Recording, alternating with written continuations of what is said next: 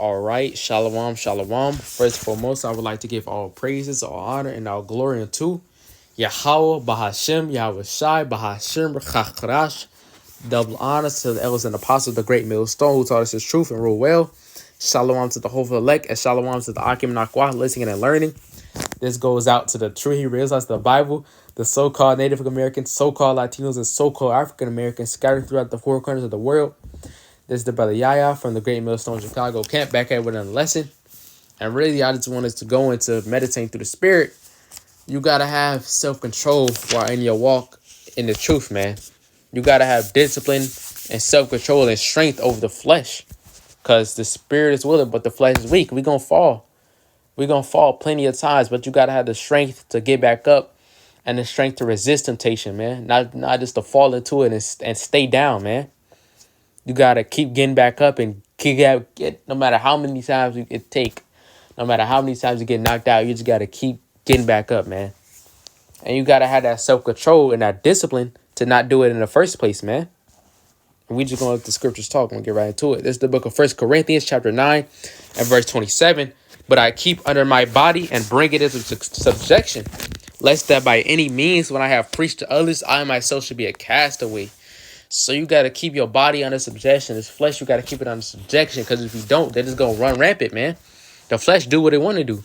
Flesh going to say, oh, yeah, go get that girl, even though she got a man. The flesh going to say, oh, yeah, go smoke that blunt. Oh, yeah, go have sex on the staff. That's what the flesh going to do.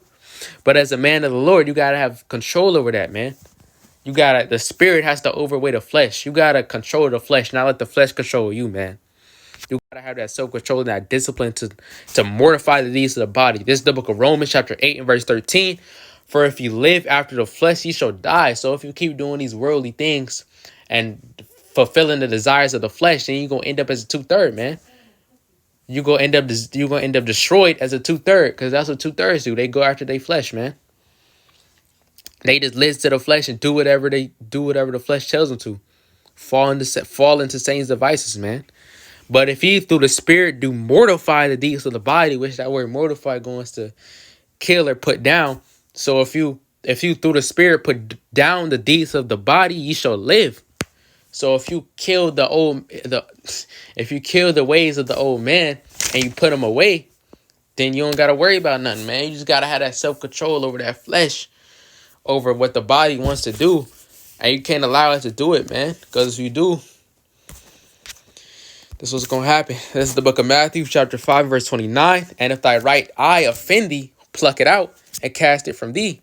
For it is profitable for thee that one of thy members should perish and not thy whole body should be cast into hell.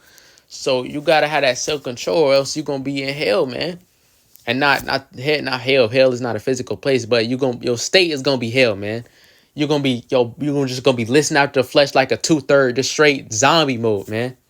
In this place in America, in Babylon, in hell, man, because there is no physical hell.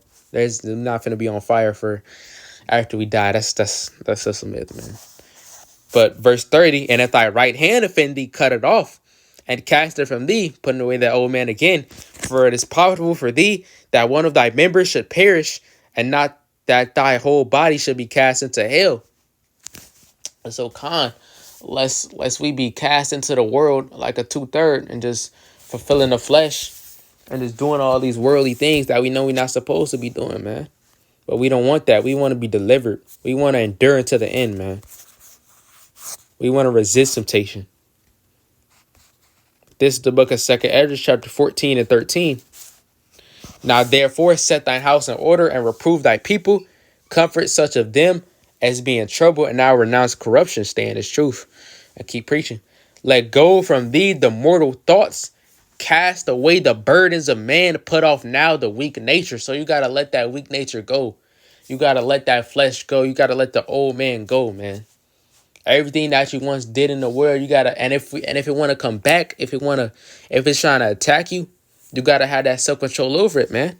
You got to have discipline. Verse 15, and set aside the thoughts that are most heavy unto thee, and haste thee to flee from these times, man.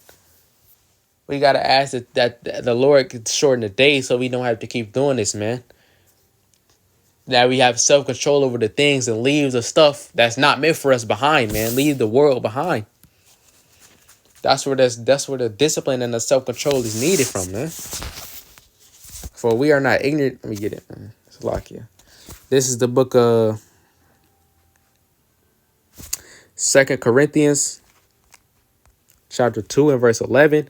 Lest Satan should get an advantage of us, for we are not ignorant of his devices, man. So Satan gonna try us and gonna try and tempt us by having our old ways, that old man come back up and resurface and have control over us. But no, the spirit gonna handle that, man. If you be one of the elect, we gonna push through and persevere and endure through everything that's thrown at us, man. No matter how bad it look. Ain't it's like you about to do something that you know you're not supposed to do. You're not gonna do it, man, because the spirit is on you.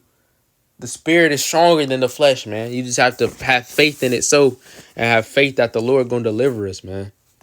Because at the end of the day, it's like, yeah. At the end of the day, we gotta keep enduring until the end, man. We gotta have that self-control and that discipline until the end. So you gotta do what you gotta do, man. You gotta cast away everything that you don't need. You have to. This is the book of 2 Timothy, chapter 2 and verse 3. Thou therefore endure hardness as a good soldier of Yahawashi Mashiach. So we gotta endure that chastisement, man. We gotta endure that beating. We gotta get what we get, man. That temptation, that hardness, that affliction, that infirmity, man. Whatever we gotta endure that and persevere through it, man. We gotta have that self-control. I know I keep saying it's a lot, but we gotta have that self-control and that discipline over ourselves, man. To resist the flesh and not give it over to subject the flesh, man. Keep the flesh under subjection. Because if we do that and if we endure, then this is what it say. This is the book of Matthew, chapter 24, verse 13. But he that shall endure to the end, the same shall be saved. So we really just gotta keep enduring, man. Have control over our flesh, control over our bodies, and just endure and be patient to the end, man. With that, I hope this video was edifying. I would like to give all praises, all honor, and all glory unto Yahweh Bahashim, Yahweh Shai Bahashim Rachacharash. Double honors to the elders and apostles of the great millstone who taught us the truth and rule well. Shalom to the Akim and Akwath listening and learning. This goes out to the true Hebrews like the Bible, the so-called Native Americans, so-called Latinos, the so-called African Americans scattered throughout the four corners of the world. Hope this video was edifying. Double honors to the apostles. Kwam Yasharallah and a Baba Ball.